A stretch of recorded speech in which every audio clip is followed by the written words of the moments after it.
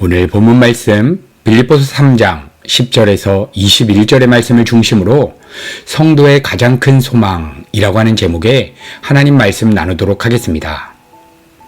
오늘 본문 말씀의 사도 바울은 십자가 복음을 위하여 자신은 전 인생을 다 걸고 살아가고 있지만 그는 하나님께서 자신을 부르신 그 부르심의 상을 이미 얻었거나 온전해진 것도 아니며 여전히 자신은 그것을 붙잡기 위해서 쫓아가고 있다라고 이야기하고 있습니다.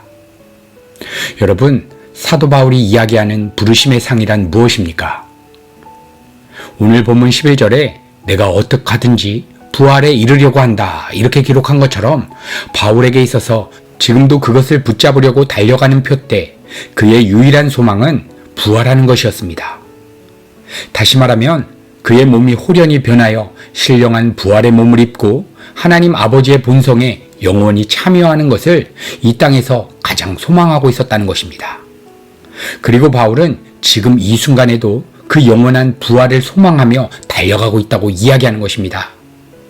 여러분, 그렇다면 소망을 향하여 달려가는 삶의 내용은 무엇이겠습니까? 사도 바울은 로마서에서 이렇게 이야기하였습니다. 로마서 5장 2절에서 4절. 또한 그로 말미암아 우리가 믿음으로 서 있는 이 은혜에 들어감을 얻었으며 하나님의 영광을 바라고 즐거워하느니라. 다만 이뿐 아니라 우리가 환난 중에도 즐거워하나니 이는 환난은 인내를, 인내는 연단을, 연단은 소망을 이루는 줄 알미로다. 여러분, 이 말씀을 5가지로 구분할 수가 있는데, 첫 번째, 하나님의 영광을 바라고 즐거워하는 것. 두 번째, 환난 중에도 즐거워하는 것. 세 번째, 환난은 인내를 만든다는 것. 그리고 네 번째, 인내는 연단을, 그리고 마지막 연단은 궁극적으로 그 소망을 이루어준다는 것입니다. 여러분, 우리는 요한복음 11장을 보게 되면 하나님의 영광을 바라고 즐거워한다는 의미가 무엇인지를 발견하게 됩니다.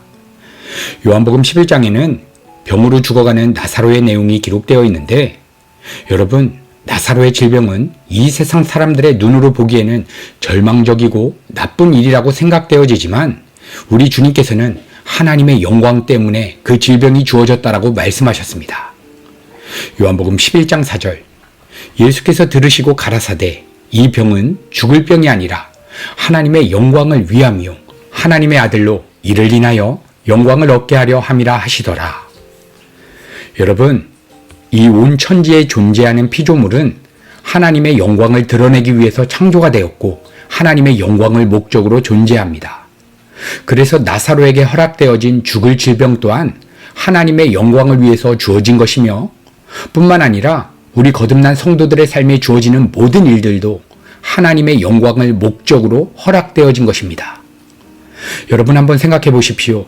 죽음보다 이 세상에서 더 최악의 상황이 어디 있겠습니까? 죽음보다 더 망한 상황이 어디 있겠습니까? 그런데 하나님의 백성들에게는 죽음조차도 하나님의 영광을 드러내는 도구로 허락되어진다는 것을 말씀해 주시는 것입니다. 그래서 우리 주님께서는 나사로가 병들었다는 소식을 듣고 바로 고치러 가지 않으시고 의도적으로 이틀을 더 지연하신 것입니다. 요한복음 11장 6절. 나사로가 병들었다 함을 들으시고 그 계시던 곳에 이틀을 더 유하시고. 여러분, 우리 주님께서 나사로가 병들었다 함을 듣고 바로 고치러 가지 않으시고 그곳에 이틀을 더 계셨다는 것은 의도적으로 주님께서는 나사로가 죽을 때까지 기다렸다는 것입니다. 여러분, 그렇다면 죽은 나사로가 병들어 죽은 것에서 어떻게 하나님의 영광이 드러나는 것입니까? 이것은 주님께서 이제 죽은 나사로를 기적적으로 살아나게 하는 엄청난 능력을 보여서 하나님의 영광을 보이시겠다는 그러한 의미가 아닌 것입니다. 하나님의 영광이란 하나님의 것과 하늘의 것들이 하나님의 뜻에 의해 가시적으로 이 역사와 공간 속에 드러나는 것을 의미합니다. 그러니까 하나님의 뜻에 의해 하나님의 성품이 계시가 되는 상태, 그것이 바로 하나님의 영광입니다. 그렇다면 하나님의 은혜의 성품과 공의의 성품이 이 역사 속에 가장 극명하게 드러난 사건이 무엇입니까? 그것이 바로 우리 주님의 십자가 사건입니다. 그러니까 죽은 나사로가 살아난 사건은 바로 하나님의 영광이 극명하게 드러나게 된 십자가 사건을 예표하고 있는데, 죽은 나사로가 예수 그리스도에 의해서 살아나게 되는 이 모습을 통해서 죄로 인하여 영원한 사망 가운데 놓여 있었던 우리 성도들이 오직 예수 그리스도의 십자가 은혜로만 살아나게 된다는 것을 보여주고 있는 것입니다. 그리고 이제 우리 성도들은 나의 영광을 위해서 살고자 하는 우리의 죄악된 본성이 주와 함께 죽은 자임을 믿고 이제는 새로운 피조물로서 주님만을 자신의 인생의 왕으로 모셔드리는 그 삶을 통하여 하나님께서 영광을 받으시겠다는 것을 보여주시는 것입니다. 여러분, 그래서 우리의 삶에 주어진 모든 일에 대해서 내가 주인되어 생각하고 판단하며 행동하려고 하는 그러한 나의 죄악된 자아가 주와 함께 죽었음을 믿고 주님만을 내 삶의 주인 자리에 모셔드리게 될 때에 여러분, 이 세상의 눈으로 보기에는 망해 보이는 삶의 현장 속에서도 하나님의 영광은 드러나는 것입니다. 그래서 감옥 안에서도 하나님의 임재에 사로잡혔던 사도 바울을 통해서 하나님께서 영광을 받으셨습니다.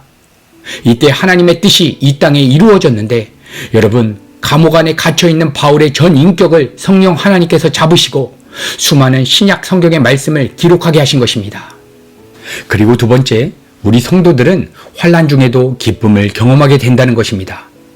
그래서 하나님께서는 우리 성도의 삶에 환난이 주어질 때에 그 환난 문제를 해결시켜 주시고 변화시켜 주시는 것이 아니라 환난의 상황 속에서도 환난으로 느끼지 않고 하늘의 기쁨을 누릴 수 있도록 인도해 주신다는 것입니다. 여러분, 한번 생각해 보십시오. 우리는 언제 자신의 삶에 환난, 고통, 고뇌, 압박 등을 느끼게 됩니까? 그것은 우리의 삶에 여러 가지 인생 문제들이 다가올 때에 우리의 마음이 하나님이 아니라 이 세상 문제들로 빗나가 그러한 일들에 우리의 마음이 장악이 될 때에 여러분, 우리의 마음 가운데 걱정, 근심, 염려, 두려움을 느끼게 되는 것입니다.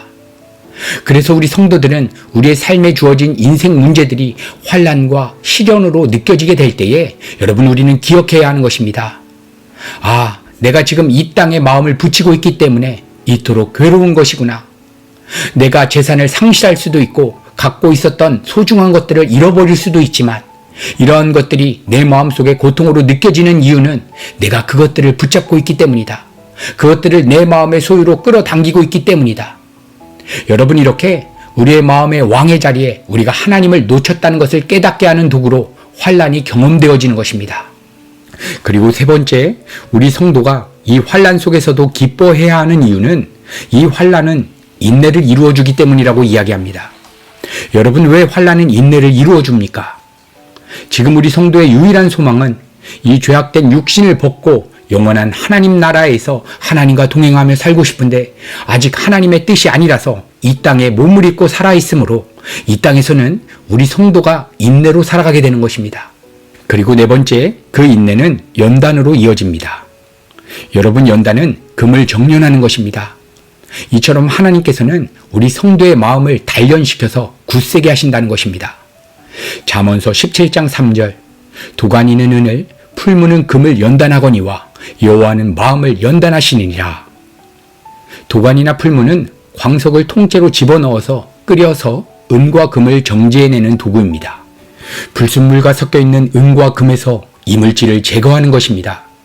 이와 마찬가지로 여호와 하나님께서는 우리 성도의 인생 가운데 친히 개입하셔서 우리를 연단하심으로써 우리의 마음의 불순물을 제거하시는 것입니다.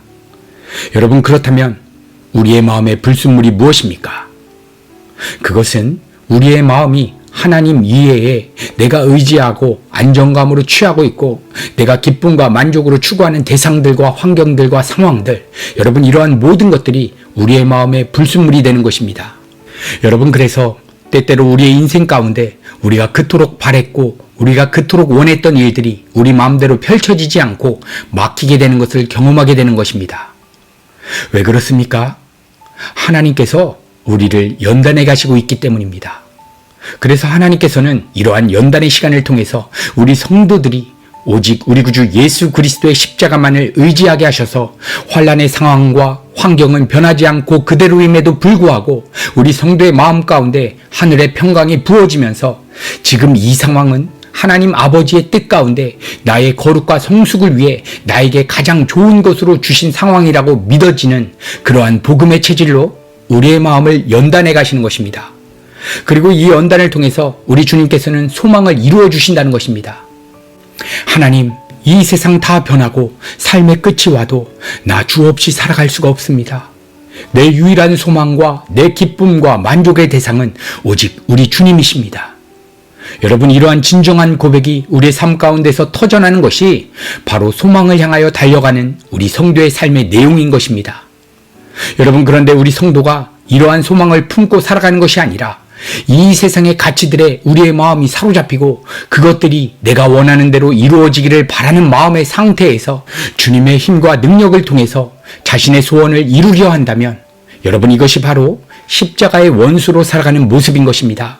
그래서 사도 바울은 19절 말씀을 통해서 이들의 마침은 멸망이라고 선포하였습니다. 여러분, 그러므로 우리 성도들은 지금 하나님 자신이 아니라 이 세상 일들에 대한 나의 독단적인 기대와 희망이 느껴질 때마다 우리는 주님과 함께 십자가에 못 박힌 자라고 믿고 인정해야 하는 것입니다. 오늘도 부활의 몸을 입고 하나님의 본성에 참여하는 그 영원한 나라가 우리 성도에게 가장 큰 소망이 되어서 각자의 삶 가운데 이 소망을 품고 살아가게 되기를 우리 구주 예수 그리스도의 이름으로 간절히 축복합니다.